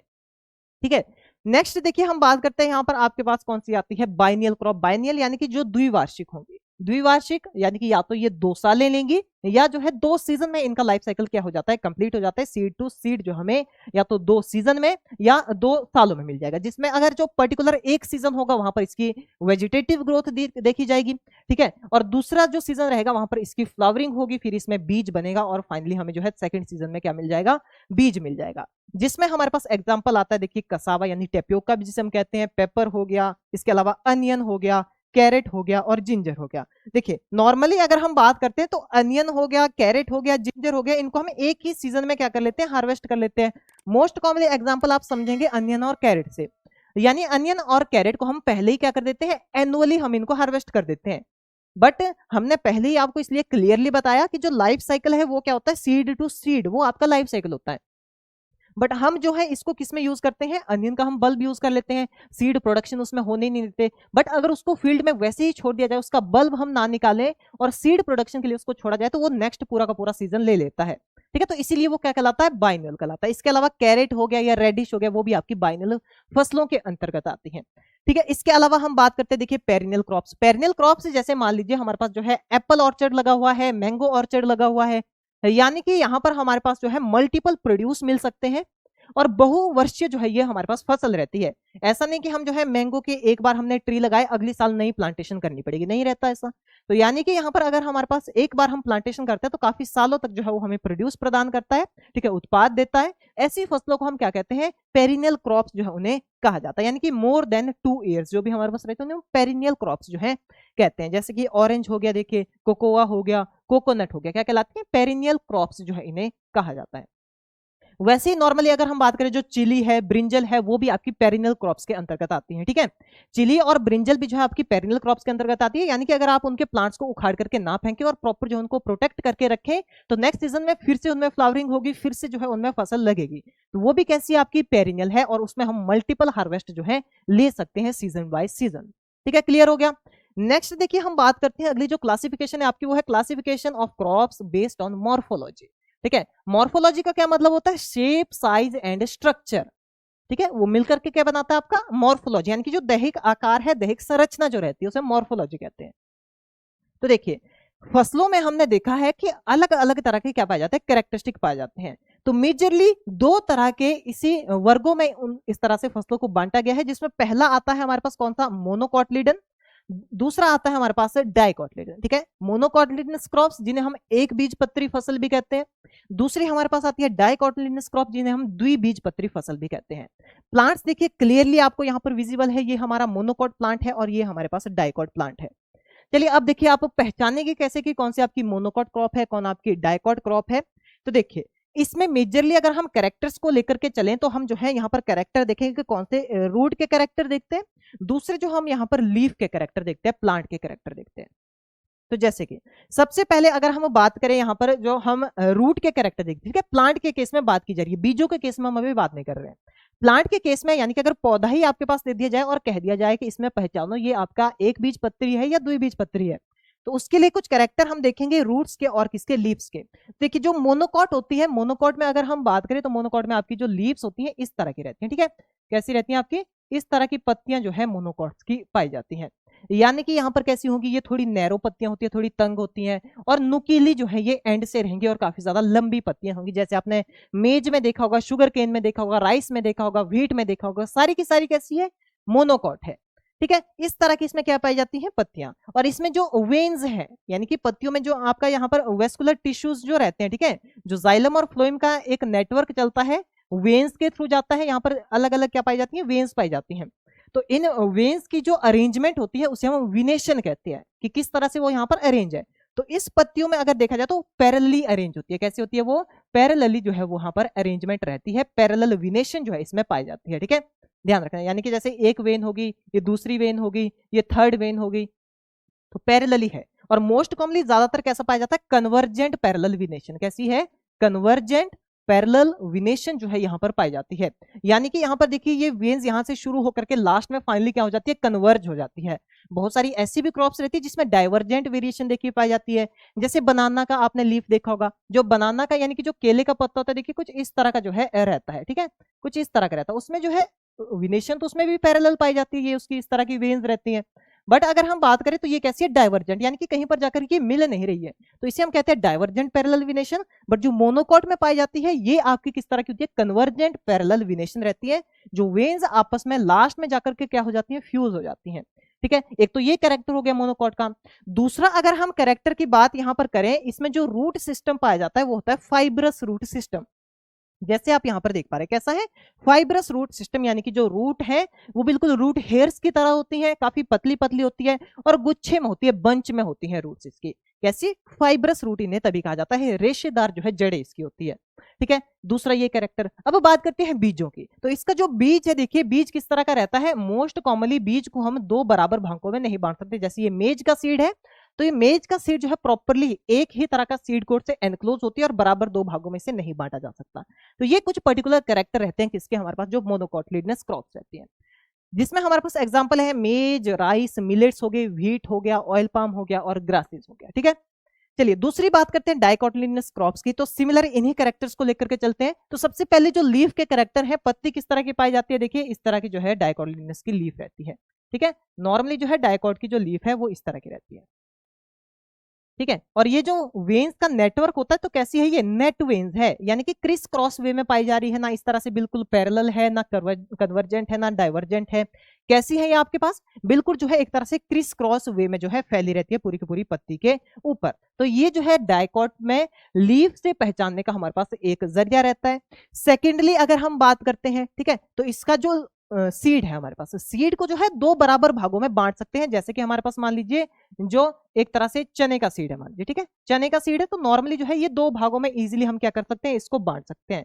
मे बी इसमें जो सीड कोट है, सीड कोट तो एक ही कवर रहता है, बट जैसे ही सीड कोट को हम रिमूव कर देते हैं तो अंदर से दोनों कॉटलीडन को हम क्या कर सकते हैं? इजीली उसको अलग अलग कर सकते हैं बिना किसी एफर्ट के। ठीक है, तो ऐसी क्रॉप्स आपकी डाइकोटिलिडनस क्रॉप्स जो है कहलाती है। और सिस्टम्स की बात करें, कौन सा? रूट सिस्टम की, तो टैप रूट सिस्टम पाया जाता है इसमें। कौन सा है? टैप रूट सिस्टम, यानी कि जैसे आप यहां पर देख पा रहे हैं, तो काफी इसमें जो जड़ें हैं, प्राइमरी रूट होती है जो काफी सबसे मोटी रूट होगी, उसी में से कुछ सेकेंडरी रूट निकलती है, थोड़ी पतली सी रूट निकलेंगी, फिर उससे टर्शरी रूट्स निकलती हैं, फिर उनमें से जो है आपके कुछ रूट हेयर्स वहां पर निकलते हैं। तो यानी कि यहाँ पर काफी कॉम्प्लेक्स रूट सिस्टम पाया जाता है, ऐसी सिंपल फाइब्रस रूट नहीं होती है। ये एक तरह से शैलो रूट भी होती है, यानी कि इनकी डेप्थ ज्यादा नहीं रहती। और जो आपके पास सेकंड जो डाइकोट है, इनकी डेप्थ भी काफी ज्यादा होती है और काफी हार्ड और स्ट्रॉन्ग रूट सिस्टम जो है ये रहता है, टैप रूट सिस्टम। एग्जाम्पल के लिए जैसे मैंगो है हमारे पास, ऑरेंज है, कॉपी है, ग्राउंडनट है, कोला नट है, पेपर है, ये सारी की सारी किस तरह की हैं? आपकी दालें तो मैक्सिमम जितनी भी हमारे पास कैसी हैं? डाइकोटिलिडनस क्रॉप्स हैं। ठीक है, तो ये हमारे पास क्लासिफिकेशन रहती है on the basis of morphology. Different type of morphological structure, जैसे कि रूट सिस्टम हो गया, लीफ हो गया, या इसके अलावा बीज का स्ट्रक्चर हो गया, सीड स्ट्रक्चर हो गया, उससे हम कंप्लीटली जो है इसका पता लगा सकते हैं। क्लियर हो गया? नेक्स्ट देखिए बात करते हैं, नेक्स्ट जो हमारे पास क्लासिफिकेशन आती है वो है क्लासिफिकेशन बेस्ड ऑन यूज है हमारे पास। ठीक है, कौन सा? ये क्लासिफिकेशन बेस्ड ऑन यूज हमारे पास ये रहती है। ठीक है, मॉर्फोलॉजी में यूज के बेसिस पर हमारे पास ये क्लासिफिकेशन रहती है। जैसे कि हम यहाँ पर बात करें, देखिए जो ये यूजेस के बेसिस पर क्लासिफिकेशन है, यानी कि कोई भी फसल है उसको हम इस्तेमाल किस तौर पर कर रहे हैं, यानी कि जब हम उसे कंज्यूम कर रहे हैं तो किस तरह से कंज्यूम कर रहे हैं। ओके, उसके बेसिस पर हमारे पास कुछ यहाँ पर कैटेगरीज रहती है, कुछ क्लासिफिकेशन रहती है। तो वो कौन कौन सी है? देखिए आपके पास सबसे पहला आता है हमारे पास सीरियल। ठीक है, सीरियल्स क्रॉप्स हमारे पास आती है। सीरियल यानी कि जितनी भी खाद्यान्न फसलें होगी, गेहूं हो गया, मक्का हो गया, ज्वार हो गया, बाजरा हो गया, सारे के सारे, ठीक है, उन्हें हम सीरियल क्रॉप के अंतर्गत रखते हैं, यानी कि जिनका हम ग्रेन्स और सीड जो है इस्तेमाल करते हैं, और वो किस न्यूट्रिएंट में? आपका पर्टिकुलरली जो है कार्बोहाइड्रेट में जो है वो रिच रहते हैं। ठीक है, कार्बोहाइड्रेट कंटेंट उनमें मैक्सिमम पाया जाता है, जैसे कि आपका मेज है, मिलेट्स है, राइस है, व्हीट है, ओट है, बार्ले है, गिनिया है, कॉर्न है। ठीक है, सारी की सारी क्या है? सीरियल क्रॉप्स, जैसे कि आप यहाँ पर देख पा रहे हैं। सेकेंडली हम बात करते हैं देखिए लेग्यूम क्रॉप की, तो लेग्यूम क्रॉप को मोस्ट कॉमनली हम पल्सेस के रूप में यानी कि दालों के रूप में यहाँ पर इस्तेमाल करते हैं, ठीक है, दालों के रूप में इस्तेमाल करते हैं। और इसका भी हम जो है सीड या ग्रेन ही इस्तेमाल में लाते हैं, और ये किसमें रिच होती है, आपकी प्रोटीन कंटेंट में जो है ये रिच होती हैं। जैसे जितनी भी हमारे पास यहाँ पर दालें रहती है, कॉपी हो गया, ग्राउंडनट हो गया, सोयाबीन हो गया, पिजन भी हो गया, सारी की सारी। इसके अलावा देखिए हम बात करते हैं नेक्स्ट कौन सा रहता है आपके पास यहाँ पर, रूट एंड ट्यूबर्स, ठीक है। रूट एंड ट्यूबर क्रॉप जैसे कि आपकी बहुत सारी कसावा हो गया, अरबी हो गया, कोलोकेजिया, ठीक है। इसके अलावा अगर हम बात करें स्वीट पोटैटो हो गया, तो वो क्या कहलाती है आपकी ट्यूबर क्रॉप्स। रूट क्रॉप जैसे कि आपका रेडिश हो गया, कैरेट हो गया, ठीक है। और देखा जाए तो ये जो है आपका किसमें, कार्बोहाइड्रेट में जो है ये ट्यूबर क्रॉप्स और रूट क्रॉप्स जो है रिच रहती है। एग्जाम्पल के लिए कसावा है, याम है, पोटैटो है और कैरेट है। नेक्स्ट बात करते हैं देखिए हम किसकी, वेजिटेबल्स की। तो वेजिटेबल्स में देखिए अगर हम यहाँ पर देखें तो वेजिटेबल्स में देखिए क्या रहता है हमारे पास, वेजिटेबल यानी कि अगर किसी भी फसल को जब हम या तो उसकी लीफ को इस्तेमाल में ला रहे हैं, या उसके फ्रूट को हम इस्तेमाल में ला रहे हैं, और या तो उसकी रूट को हम इस्तेमाल में ला रहे हैं और उसको कुक करके हम जो है खा रहे हैं, वो आपका क्या कहलाता है, उसे हम वेजिटेबल्स जो है कहते हैं। और वेजिटेबल्स आपकी विटामिन और मिनरल्स में क्या होती हैं, रिच होती हैं, जैसे कि सारी की सारी हमारे पास सब्जियां। जैसे लीफी वेजिटेबल में हमारे पास जो है पालक हो गया, लेट्यूस हो गया, मस्टर्ड हो गया। इसके अलावा फ्रूट वेजिटेबल में जैसे टोमेटो हो गया, ठीक है, या भिंडी हो गया, ये जितने भी मैक्सिमम हमारे पास बैंगन हो गया, ठीक है, सारे के सारे क्या होते हैं, फ्रूट वेजिटेबल। और रूट में जैसे कि हमारे पास जो है रूट वेजिटेबल के रूप में हम जो है कैरेट जो हमारे पास रहता है, रेडिश हो गया, ठीक है, वो हम जो है इस्तेमाल में लाते हैं। एग्जाम्पल के लिए टोमेटो है, लेट्यूस है, ओकरा है, एमरेंथस और कैबेज, ठीक है। ये क्या है हमारे पास, वेजिटेबल क्रॉप्स, यानी कि जिस आधार पर हम क्या कर रहे हैं, जिस तरह से हम इनको यूज में ला रहे हैं। इसके अलावा नेक्स्ट हमारे पास रहता है देखिए फिफ्थ जो हमारे पास यहाँ पर कैटेगरी है वो है स्पाइसेस की, यानी कि मसालों के रूप में भी देखिए हम फसलों को इस्तेमाल में लाते हैं। तो मसालों में भी हम ज्यादातर क्या लाते हैं, सीड भी इस्तेमाल में ले आते हैं, लीफ का भी जो है हम इस्तेमाल करते हैं, ओके, ग्राइंड वे में भी इस्तेमाल कर लेते हैं हम, यानी कि पीस कर भी, और जो है प्रॉपर सीड के रूप में भी इस्तेमाल जो है इसे किया जा सकता है। रूट का इस्तेमाल आते हैं, बार्क यानी कि छाल का, जैसे दालचीनी है, सिनेमम है, तो उसका क्या करते हैं, छाल जो है इस्तेमाल में लाते हैं। तो ऐसे different type of plant part को जब हम जो है इस्तेमाल करते हैं, किस पर्पस के लिए, यहाँ पर मोस्ट कॉमनली विटामिन में वो रिच होते हैं, मिनरल में रिच होता है, और मोस्ट कॉमन जो पर्पस है वो क्या है, फ्लेवर्स के लिए, जो हम वहां पर यानी कि स्वाद के लिए जो है मसालों को इस्तेमाल में लाया जाता है। एग्जाम्पल जैसे पेपर है, जिंजर है, गार्लिक है, अनियन और करी लीव्स। इसके अलावा देखिए नेक्स्ट हमारे पास आता है कौन सा, बिवरेज क्रॉप, ठीक है। बिवरेज क्रॉप यानी कि जो पेय फसलें होती हैं, पेय पदार्थ जिनसे तैयार किया जाता है, जैसे कोकोआ है, कॉफी है, टी है और कोला नट है, जिनसे जो है ड्रिंक्स तैयार की जाती है, पेय पदार्थ जो है तैयार किए जाते हैं, जैसे चाय और कॉफी हमारे पास सबसे बड़ा एग्जाम्पल इसका रहता है। इसके अलावा हमारे पास नेक्स्ट आती है देखिए फ्रूट क्रॉप। तो फ्रूट क्रॉप्स में अगर हम बात करें तो फ्रूट क्रॉप्स यानी कि जहां पर मोस्ट कॉमनली ज्यादातर हम फ्रूट को ही इस्तेमाल में लाते हैं, लीफ वगैरह को इस्तेमाल नहीं लाते, रूट वगैरह को इस्तेमाल नहीं लाते, फ्रूट को ही हम इस्तेमाल में लाते हैं, और उसको रॉ जो है हम क्या करते हैं, ईट करते हैं, कच्चा उसे खाया जाता है, और विटामिन और मिनरल में जो है वो रिच रहते हैं, जैसे ऑरेंजेस हो गया, कैश्यूज हो गए, गवावा हो गया, वाटरमेलन हो गया, स्ट्रॉबेरी हो गया, ठीक है। इसके अलावा हम बात करते हैं देखिए नेक्स्ट कौन से आते हैं आपके पास, ऑयल क्रॉप्स, ठीक है। ये है आपके पास फ्रूट क्रॉप सारी की सारी। फिर बात करते हैं देखिए ऑयल क्रॉप्स, यानी कि जिनको हम ग्रो करते हैं किसके लिए, ऑयल पर्पस के लिए, ऑयल एक्सट्रैक्शन के लिए, ठीक है। ऑयल उनसे निकाला जाता है आफ्टर प्रोसेसिंग, उनके प्रसंस्करण करने के बाद। और देखा जाए तो मोस्ट कॉमन जो एग्जांपल जैसे कॉटन सीड है, कोकोनट है, ऑयल पाम है, ग्राउंड नट है, ठीक है, ये मैक्सिमम हमारे पास कौन सी रहती है, इन्हें कहा जाता है ऑयल फीड क्रॉप्स, ठीक है। चलिए नेक्स्ट देखिए हमारे पास कौन सी आती है, यूजेस के बेसिस पर लेटेक्स क्रॉप, यानी कि जो रबर इंडस्ट्री के लिए रॉ रबर जो है मटेरियल प्रोवाइड करती है, जैसे कि एग्जांपल हमारे पास है कौन सा, रबर ट्री है, ठीक है। मोस्ट कॉमनली किस इंडस्ट्री के लिए, प्लास्टिक, फोम और रबर इंडस्ट्री के लिए जो लेटेक्स यानी कि जो प्राइमरी रॉ मटेरियल होता है रबर मैन्युफैक्चरिंग के लिए, उसको प्रोवाइड किया जाता है, तो वो क्रॉप्स आपकी लेटेक्स क्रॉप कहलाती है, और एग्जांपल कौन सा है, रबर ट्री, ठीक है। सेकंड हम बात करते हैं देखिए कौन सा आता है, फाइबर क्रॉप्स, जैसे आपके पास क्या है, कॉटन एग्जांपल, यानी कि जिन क्रॉप्स को हम कल्टीवेट करते हैं और उनमें से फाइबर को जो है एक्सट्रैक्ट किया जाता है, कॉटन हो गया या इसके अलावा जूट हो गया। मोस्ट कॉमनली टेक्सटाइल इंडस्ट्री के लिए इनको जो है ग्रो किया जाता है, क्लॉथ बनाने के लिए, कपड़े बनाने के लिए, रस्सियां बनाने के लिए, या थैले बनाने के लिए, सैक बनाने के लिए इनको इस्तेमाल में लाया जाता है। इसके अलावा देखिए नेक्स्ट हमारे पास रहता है कौन सा, ड्रग प्लांट्स। ड्रग प्लांट्स यानी कि जिनका मेडिसिनल पर्पस के लिए इस्तेमाल किया जाता है, ग्रो किया जाता है, जैसे टोबैको है, नीम है और इंडियन हेम्प है, ठीक है। इसके अलावा हमारे पास नेक्स्ट आता है देखिए कौन सा, फॉरेज क्रॉप्स। फॉरेज क्रॉप्स यानी कि जो as a fodder crop grow की जाती है, पशुओं के चारे के लिए जिनको हम उत्पादित करते हैं, ओके, एनिमल फीड के लिए जिनको उगाया जाता है, जैसे स्टाइलो हो गया, इसके अलावा देखिए कौपी हो गया और गिनिया ग्रास हो गया, ठीक है, इसके मोस्ट इंपॉर्टेंट एग्जांपल रहते हैं। इसके अलावा देखिए हमारे पास आता है ऑर्नामेंटल क्रॉप। ऑर्नामेंटल क्रॉप में मोस्ट कॉमनली हम फ्लावर क्रॉप को लेते हैं और फ्लावर के साथ साथ ऐसे प्लांट्स को लेते हैं जिनकी सुंदर पत्तियां होती हैं, ठीक है, एक तरह से अट्रैक्टिव और एस्थेटिक जो है उनकी लीव्स रहती हैं, फॉलिजेस रहती हैं। और मोस्ट कॉमनली जो है इनको किसके लिए, ब्यूटिफिकेशन के लिए, एस्थेटिक पर्पस के लिए, अट्रैक्टिवनेस को बढ़ाने के लिए इस्तेमाल में लाया जाता है। गार्डन्स में ये ग्रो की जाती हैं या नॉर्मली घरों में हम इनको जो है होम गार्डन, किचन गार्डन में भी नॉर्मली सजावट पर्पस के लिए इस्तेमाल करते हैं। ब्यूटिफिकेशन के लिए ही, एस्थेटिक पर्पस के लिए इनको इस्तेमाल में लाया जाता है। जैसे हिबिस्कस हो गया, मॉर्निंग ग्लोरी हो गया, जितने भी आपके पास सारे सारे फ्लावर्स रहते हैं, ठीक है। इसके बाद देखिए नेक्स्ट हमारे पास जो क्लासिफिकेशन है ये है classification based on root system. जैसे हमने मोनोकॉट और डाइकॉट में देखा था, वहां पर कौन कौन सा था हमारे पास, टैप रूट सिस्टम था और फाइब्रस रूट सिस्टम था। तो उसी को थोड़ा यहाँ पर डिटेल में समझते हैं। देखिए जो हमारे पास टैप रूट सिस्टम होता है, टैप रूट सिस्टम यानी कि ये जो रूट्स हैं काफी ज्यादा स्ट्रॉन्ग रहती हैं, जैसे हम यहाँ पर देख पा रहे हैं, मोटी होती हैं, प्राइमरी रूट्स होती हैं, सेकेंडरी रूट्स होती हैं, फिर इससे और ज्यादा टर्सरी रूट्स निकलते हैं, फिर उसमें से छोटे छोटे रूट हेयर्स निकलते हैं। ओके, तो इस तरह के एक कम्प्लेक्स रूट का ये नेटवर्क होता है, काफी ज्यादा डेप्थ तक ये सॉइल में चली जाती है, ठीक है, यानी कि स्ट्रॉन्ग रूट सिस्टम जो है ये रहता है। जैसे एग्जांपल तुर हो गया, ग्रेप्स है और इसके अलावा कॉटन है, तो इसमें कैसा पाया जाता है, टैप रूट सिस्टम पाया जाता है। और ज्यादातर जो मोनोकॉट है उनमें आपका किस तरह का पाया जाता है, फाइब्रस, और जो डाइकॉट है उनमें आपका टैप रूट सिस्टम पाया जाता है। इसके अलावा देखिए दूसरा हमारे पास आता है कौन सा, एडवेंटिशियस और फाइब्रस रूट सिस्टम, ठीक है। एडवेंटिशियस और फाइब्रस रूट सिस्टम की देखिए अगर हम बात करते हैं तो ऐसी रूट्स जो कैसी होती है, थोड़ी शैलो होती है, यानी कि ज्यादा डेप्थ तक नहीं जाती, नॉर्मल डेप्थ जो है उनकी रहती है। और इसके अलावा अगर हम बात करें तो काफी बंच में वो होती हैं और टैप रूट सिस्टम के बराबर जो है स्ट्रेंथ और स्ट्रॉन्गनेस उनमें नहीं पाई जाती, और ये ज्यादा फैली हुई भी नहीं रहती, बिल्कुल एक थोड़े से एरिया के लिए ये रहती है। बट जो आपका टैप रूट सिस्टम ये काफी ज्यादा जो है एक्सपेंड हो सकता है, फैल सकता है।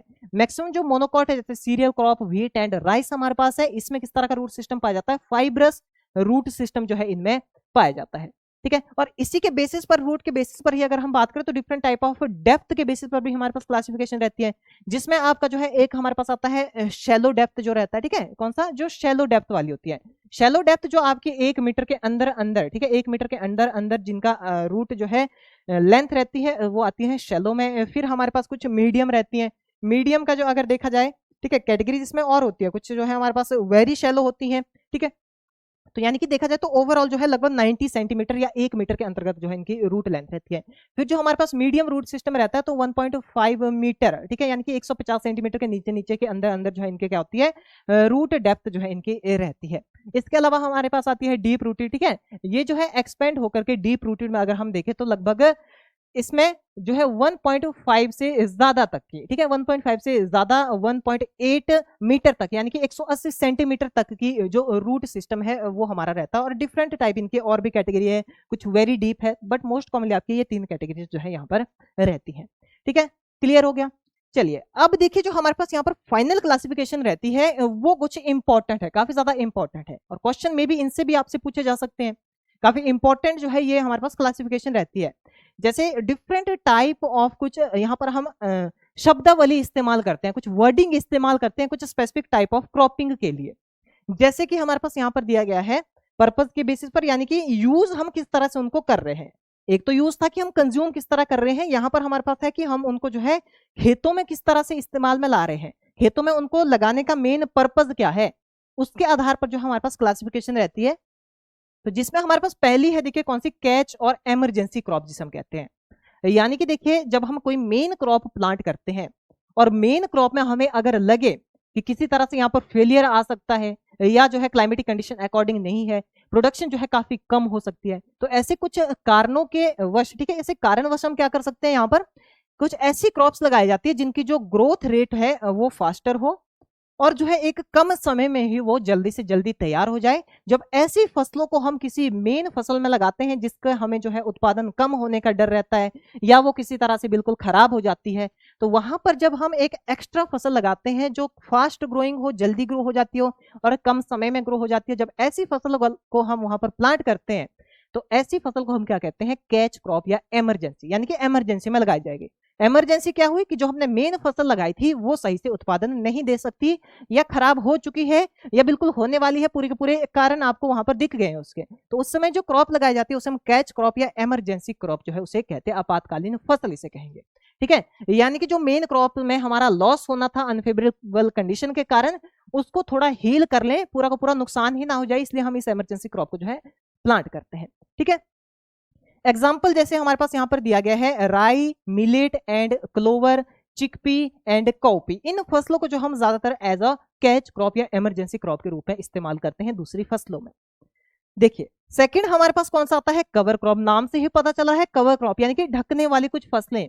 अब ढकना ऐसा नहीं कि पूरा का पूरा सप्रेस ही कर दिया, यानी नॉर्मल एक तरह से ज्यादा धूप से बचाए उसको, तेज हवा से बचाए उसको, मॉइस्चर को थोड़ा जो है जमीन पर क्या रखे, कंजर्व करके रखे, ज्यादा हीट जो है मिट्टी तक ना जाने दे। ठीक है, सूर्य की रोशनी जो है ज्यादा मिट्टी तक ना जाने दे, तो इस तरह से मॉइस्चर बचा रहेगा वहां पर। यानी जो ऐसे पर्पस के लिए लगाई जाती है जिनका एक तरह से क्या फंक्शन रहता है, एक तो सॉइल पार्टिकल को होल्ड करना उनका फंक्शन रहता है, इरोजन से बचाना उनका फंक्शन रहता है, मृदा अपरदन से रोकना उनका फंक्शन रहता है। दूसरा क्या है हमारे पास यहाँ पर, जो विंड और वाटर है उससे बचाना जो है यहाँ पर इसका एक पर्पज रहता है, हैवी सनलाइट से बचाना जो है सॉइल को भी और फसल को भी, जो हमारी मेन फसल लगी हुई है, ठीक है, उसको भी। तो ऐसी फसलों को हम क्या कहते हैं, कवर क्रॉप कहते हैं। और ज्यादातर हम यहाँ पर ऐसी फसलों को लगाते हैं जो ज्यादा रूट से अपनी पकड़ बना करके रखती है मिट्टी में, जैसे कि क्लोवर हो गया, राई है, ग्राउंडनट है, या इसके अलावा स्वीट पोटैटो है। ठीक है, इनको जो हम एज अ कवर क्रॉप इस्तेमाल करते हैं। नेक्स्ट देखिए हम बात करते हैं यहाँ पर कौन सी आती है, कैश क्रॉप। ठीक है, कैश क्रॉप यानी कि जैसे आपने इमेज के माध्यम से यहाँ पर पहचान लिया होगा, जैसे यहाँ पर शुगर केन हमारे पास है। ठीक है, तो कैश क्रॉप क्या है, नॉर्मली जिस फसल का उत्पादन हम या तो इंडस्ट्री के लिए करते हैं या डायरेक्ट मार्केट में सेल करने के लिए करते हैं, हाउस होल्ड में इसका किसी भी तरह का ज्यादा यूटिलाइजेशन नहीं किया जाता, तो ऐसी फसलों को हम क्या कहते हैं, कैश क्रॉप कहते हैं। यानी कि डायरेक्ट कैश के लिए, प्रॉफिट के लिए और रेवेन्यू के लिए जो है इन क्रॉप को, फसलों को लगाया जाता है। जैसे आपका एग्जांपल है शुगर केन हो गया, कॉफी हो गया, जूट हो गया, या कॉटन हो गया। और इनको जो है प्रोसेस करना काफी ज्यादा इंपॉर्टेंट, जैसे कि शुगर केन को हम क्या करते हैं, प्रोसेस करते हैं, इंडस्ट्री में करते हैं, घरों में नहीं किया जाता, इंडस्ट्री में किया जाता है। वो अलग बात है कि किसने कोई जैगरी मिल खोल के रखी है, वो जैगरी प्रोडक्शन कर रहा है शुगर केन से, बट अगर हम बात करें तो मोस्ट कॉमनली ये कैश क्रॉप के अंतर्गत ही आएगी, इंडस्ट्रियल पर्पज में इनको इस्तेमाल किया जाएगा, और आफ्टर प्रोसेसिंग इनमें से एक प्रॉपर प्रोडक्ट बना करके जो है इनको सेल किया जाएगा। इसके अलावा हम बात करते हैं, देखिए नेक्स्ट आपके पास कौन सा है, साइलेज क्रॉप। ठीक है, साइलेज क्रॉप, साइलेज जो है एक ऐसा चारा होता है जो कैसा होता है, फर्मेंटेड होता है और काफी ज्यादा रिच होता है न्यूट्रिशनल वैल्यू में, उसे हम क्या कहते हैं, साइलेज कहते हैं। जैसे कि आप यहाँ पर देख पा रहे हैं, इस तरह का चॉप्ड जो चारा होता है जो हम तैयार करते हैं पशुओं के लिए। तो इसमें क्या किया जाता है, देखिए कुछ फसलें जैसे कॉर्न हो गया, सोरगम हो गया, फॉरेज ग्रासेस हो गया, या कुछ दलहनी फसलें लेग्यूम्स हो गया। ठीक है, उनको हम क्या कर लेते हैं, एक्स्ट्रा मेच्योर होने से पहले पहले ही हम उनको जो है क्या कर लेते हैं, कट कर लेते हैं। ठीक है, हार्वेस्ट कर लेंगे, प्रॉपर्ली फाइन उनको इस तरह से चॉप किया जाता है, आपस में सही से उनको मिक्स किया जाता है, फिर उनको हम पैक करके रख लेते हैं प्रॉपर कंडीशन में, सारी की सारी हवा को जो है एक्सक्लूड कर लिया जाता है। ठीक है, एयर को प्रॉपर्ली निकाल लिया जाता है, और प्रॉपर वहां पर एन एरोबिक कंडीशन में क्या होती है, फिर फर्मेंटेशन जो है उस चारे की होती रहती है। ठीक है, प्रॉपर फर्मेंटेशन उसकी होती रहती है, स्टोर उसको हम या तो साइलोज में करते हैं, जो बड़े बड़े स्ट्रक्चर रहते हैं आपके पास। ठीक है, इस तरह के जो टावर की तरह जो है कुछ बड़े बड़े स्ट्रक्चर देखिए खेतों में आपने देखे होंगे, उन्हें हम क्या कहते हैं, साइलोज कहते हैं। वैसे कुछ साइलोज में, पिट्स में, या बड़े बड़े बिन्स में जो है क्या किया जाता है, इस चारे को स्टोर किया जाता है, प्रॉपर फर्मेंटेशन इसकी होती है, और देखा जाए तो फिर इस चारे को थोड़ा थोड़ा करके जो है काफी लंबे समय तक इस्तेमाल में लाया जा सकता है पशुओं के लिए। ठीक है, तो ऐसी क्रॉप्स को क्या कहते हैं, साइलेज क्रॉप, जो इस तरह के चारा बनाने के लिए जो हम इस्तेमाल में लाते हैं, तभी इनको जो है ग्रो किया जाता है। इसके अलावा देखिए हमारे पास नेक्स्ट आता है कौन सा, रिस्टोरेटिव क्रॉप्स हमारे पास आती है। रिस्टोरेटिव का मतलब जो कुछ रिस्टोर करती हो। अब रिस्टोर क्या करना है भाई फसलों ने, तो फसलों को लगाया जाएगा मिट्टी के ऊपर, और मिट्टी के जो है वो क्या कर लेते हैं, फसलों को जैसे जैसे मिट्टी में हम लोग है उत्पादित करते हैं, तो मिट्टी से जो न्यूट्रिएंट को क्या करती रहती है, एब्जॉर्ब करती रहती है, न्यूट्रिएंट को जो है अवशोषित करती रहती है। तो वहीं पर न्यूट्रिएंट को अवशोषित करने के साथ साथ जब वो अपने में उनको यूटिलाइज कर दे रही हैं, तो मिट्टी में जो उनका लेवल क्या हो जा रहा है, कम हो जा रहा है। तो उस लेवल को वापस से रिस्टोर करने के लिए जब हम कुछ ऐसी फसलों को लगाते हैं जिनके न्यूट्रिएंट एब्जॉर्प्शन थोड़ी कम हो, अपने आप ही कुछ न्यूट्रिएंट को फिक्स कर लेती हो, ठीक है, ऐसी फसलों को जब हम लगाते हैं तो ऐसी फसलें आपकी रिस्टोरेटिव क्रॉप कहलाती हैं। और इसमें जो है आपकी कौन सी रहती हैं, सारी की सारी लेग्यूमिनस क्रॉप्स जो हमारे पास हैं, जैसे कि जितनी भी दालें हैं, लेंटिल है, मूंग है, कौपी है, सारी की सारी किस तरह की हमारे पास ये रिस्टोरेटिव क्रॉप रहती है, ये अपने आप अपने लिए नाइट्रोजन अवेलेबिलिटी कराती है, नाइट्रोजन को फिक्स करती है, मिट्टी में जो है न्यूट्रेंट बैलेंस बना करके रखती है, ठीक है, पोषक तत्वों का संतुलन मिट्टी में बना करके ये रखती है, क्योंकि इनमें क्या पाए जाते हैं, रूट नोड्यूल पाए जाते हैं, और ये अपने आप एटमॉस्फेरिक नाइट्रोजन को फिक्स कर लेती है नाइट्रेट्स में, नाइट्राइट्स में, और प्रॉपरली सॉइल में भी कुछ अमाउंट रहता है, और ये फसलें अपने आप ही उस अमाउंट को क्या कर लेती है, कंज्यूम कर लेती है, ताकि जो सॉइल से जो पहले वाली फसल ने कुछ न्यूट्रेंट वहां से उठा लिए थे उसको भी रिस्टोर कर लिया, और अपने लिए इन्होंने अपने आप न्यूट्रेंट को फिक्स भी कर लिया, ठीक है। ऐसी फसलें क्या कहलाती है, रिस्टोरेटिव क्रॉप जो है कहलाती है।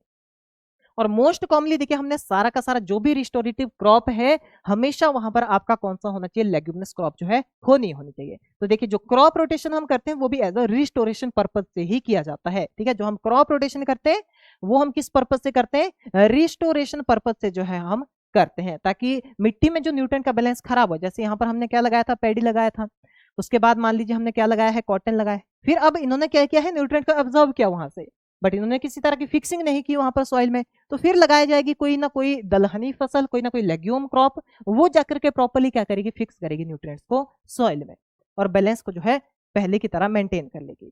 फिर नेक्स्ट हमारे पास आता है कौन सा, रेजिडुअल क्रॉप्स, ठीक है। अब देखिए रेजिडुअल क्रॉप का जैसे नाम से पता चल रहा है, जो थोड़ा रेजिडुअल चीजों को वहां पर क्या कर लेगा, एब्जॉर्ब कर लेगा।